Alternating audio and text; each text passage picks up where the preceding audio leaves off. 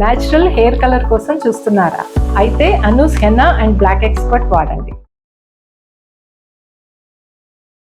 నమస్తే రమగారు. నమస్తే జయ. రమగారు, మనకి శని త్రయోదశి వచ్చిందండి. శని త్రయోదశి రోజు ప్రత్యేకించి ఏమన్నా పూజా విధానం ఉంటుందా? శనివారమే వస్తుంది కాబట్టి, అంటే శనీశ్వరునికి ఏమన్నా అభిషేకాలు కానీ అలాంటివి ఏమన్నా చేస్తారా? ఎవరు చేసుకోవాలి? అందరూ చేసుకునే విధానమేనంటారా ఇది?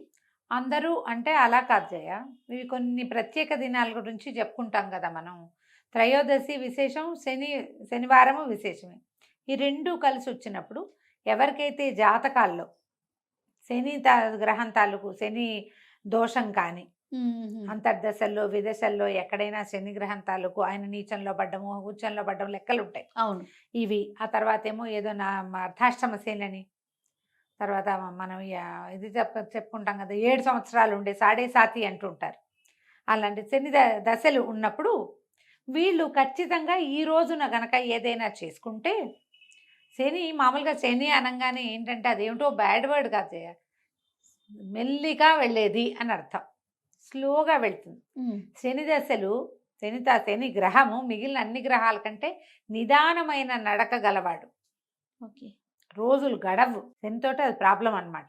అందుకని ఏం చెప్తారు, మామూలుగా ఈ శనివారాలు పూజ చేసుకోండి, శనివారాలే మన రుద్రాభిషేకం చేసుకోండి, శివాభిషేకం చేసుకోండి, శనివారాలే వెంకటేశ్వర స్వామిని చూడండి, శనివారం నాడు నువ్వుల నూనె ఒంటికి నలుగు పెట్టుకోండి, దీపం పెట్టుకోండి, వెళ్ళి మన నవగ్రహాల దగ్గర అక్కడ ప్రదక్షిణాలు చేయండి, శనికి తైలాభిషేకం చేయించుకోండి. ఇవన్నీ ఎలా జరుగుతాయి జయ? ఇప్పుడు నువ్వు నేను మాట్లాడుకుంటే కాదు కదా, మన జాతకాన్ని ఎవరికైనా చూపించి దాన్ని చదివించుకుంటే, జాతక పఠనం జరిగినప్పుడు బాబు నీకు ఈ పరిస్థితి ఉంది, మీరు ఇట్లా శనివారాలు చేసుకోవాలి అని ఎవరికైతే చెప్పబడి ఉంటుందో వాళ్ళు తప్పకుండా చేసుకోవాలి. పైగా ప్రతిసారి రాజు శని త్రయోదశి కొంచెం రేర్గా వస్తుంది సంవత్సరంలో కొన్నిసార్లు. ఇది శ్రావణంలో ఏంటంటే 2 త్రయోదశులు శనివారం నాడే వచ్చాయి. ఏకాదశిలో అలానే వచ్చినాయి, త్రయోదశి కూడా అలానే వచ్చింది. ఆ ఏకాదశి ఏమో శుక్రవారం నాడు ఏకాదశి వచ్చి శనివారం నాటికి త్రయోదశి వచ్చేసి. అవును, చిత్రంగానే ఉంది. సరే, ఒక్కొక్కసారి అట్లా జరుగుతుంది. ఈ శ్రావణ నక్షత్రానికి సంబంధించిన మాసం కదా, శ్రావణ శనివారాలు విశేషంగా వెంకటేశ్వర స్వామికి చేసుకోవచ్చు. కొందరు చేసుకుంటారు కదా.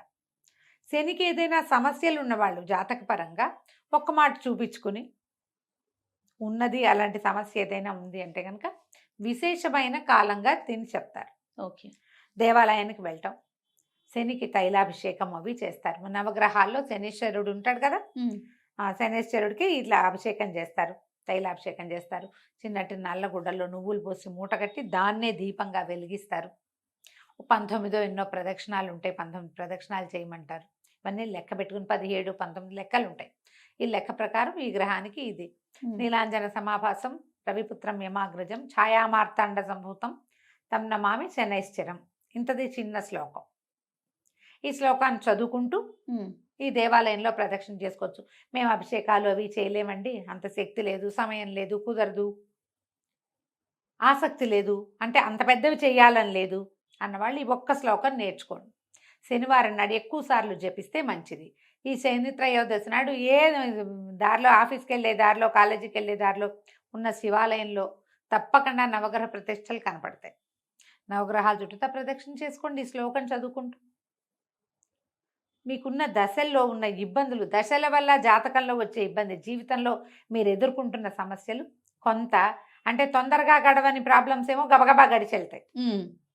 ఎప్పటికీ తీరవనుకున్నవి తీరేందుకు కనపడతాయి. తప్పకుండా పనిచేస్తాయి జయ ఈ రోజులు. ఓకే. ఈ పరిస్థితి ఉన్న వాళ్ళు డెఫినెట్గా చేసుకోవచ్చు. మామూలు వాళ్ళు ఏం చెయ్యాలి, ఇలాంటి ఒక క్వశ్చన్ ఉంటుంది.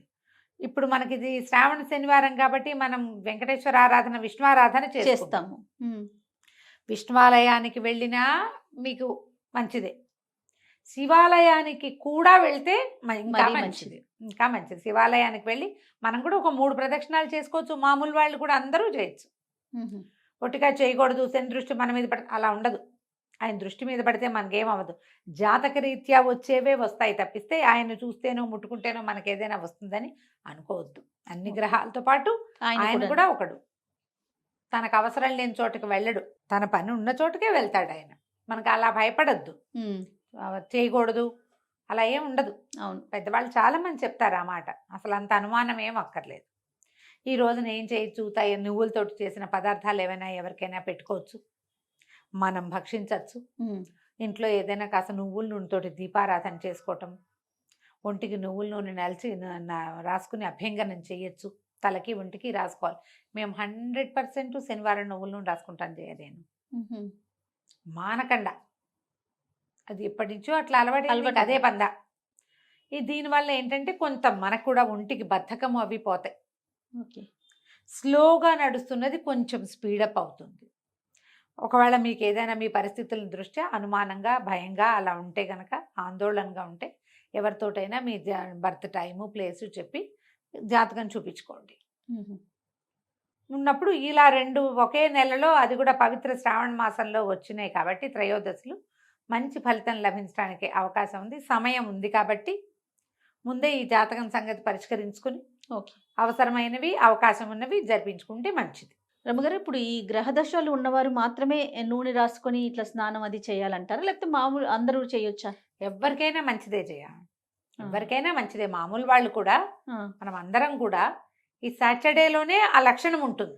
ఓకే. బతకపు లక్షణం, కదలని లక్షణం. అది రాసుకుని మనం చేస్తే జీవితం ఉత్తేజంగా ఉంటుంది, చేసుకోవటం మంచిది. తర్వాత కొనకూడనివి, లేకపోతే తినకూడనివి, చెయ్యకూడని పనులు అలాంటివి ఏమైనా ఉంటాయి? ఉప్పు, ఇనుము, తోటకూర కొనకూడదు అంటారు. అవి 3 శనిగా చెప్తారు. ఇంకా ఏవో కొన్ని ఊళ్ళలో ఏవో చెప్తారు. సాధారణంగా పెద్దవాళ్ళు చెప్పేవి 3 సాల్ట్ కొనకూడదు, తోటకూర శని, అది కొనకూడదు అని చెప్తారు. అవును కదా, నాకు తెలుసు. ఇనప వస్తువులు మనం ఏమైనా కొనుక్కునేటట్టయితే కార్ డెలివరీస్ అవి కూడా సాటర్డే తీసుకోరు. ఐరన్ తో చేసిన ఏ వస్తువుని శనివారం నాడు తీసుకోకూడదు. ఇవి చేతికి ఇవ్వకూడదు. నూనె ఒకటి కొనుక్కోకూడదు. ఓకే. ఉప్పు, నూనె, తోటకూర, ఇనుము కొనకూడదు.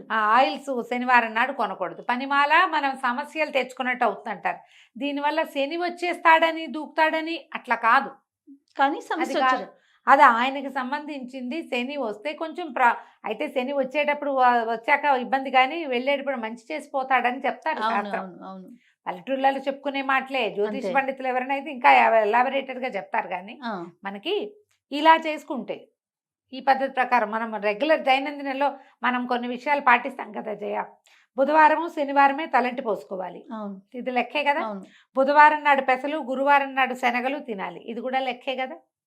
ఇవన్నీ మనకు తెలుసు, మనం జనరల్గా పాటించే విషయాలు. సోమవారం సహించదు, మంగళవారం మన్నదు చెప్తారు. సోమవారం కనుక ఏదైనా కొత్త బట్టలు కట్టుకున్నాను అనుకో, చిరుగుతాయి అవి. సోమవారం సహించదు, మంగళవారం మన్నదు. మంగళవారం మన్నదంటే ఆ గుడ్డ పాడైపోతుంది, అందుకని మంగళవారాలు వేసుకోకూడదు అంటారు. ఊళ్ళల్లో చెప్పుకునే మాటలే, పెద్దవాళ్ళు ముందు నుంచి చెప్తున్నవే కదా. మనకు కూడా వీటిని పాటించుకుంటే మంచిది. ఈ రోజు నీవి కొనకూడదు అంటే ప్లాన్ చేసుకోండి, మీ ప్లానింగ్ కోసమే. ఎప్పుడైతే వస్తే అది చేసేయకూడదు.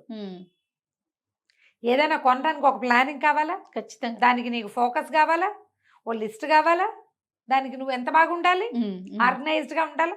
మరి ఆర్గనైజేషన్లో భాగంగా ఈ రోజు ఇది అంటే ఒక పంక్చువల్గా జీవితం పద్ధతి ప్రకారం వెళ్తుంది. అందుకే ఇవన్నీ ఏర్పరిచారు. వీటిలలో కొన్నైనా వాడుకోండి, కొంతైనా పంక్చువాలిటీ అవి వస్తాయి మనకి. అవునండి, ఆలోచించండి తప్పకుండా రమ్మ గారు. నమస్తే. నమస్తే జయ.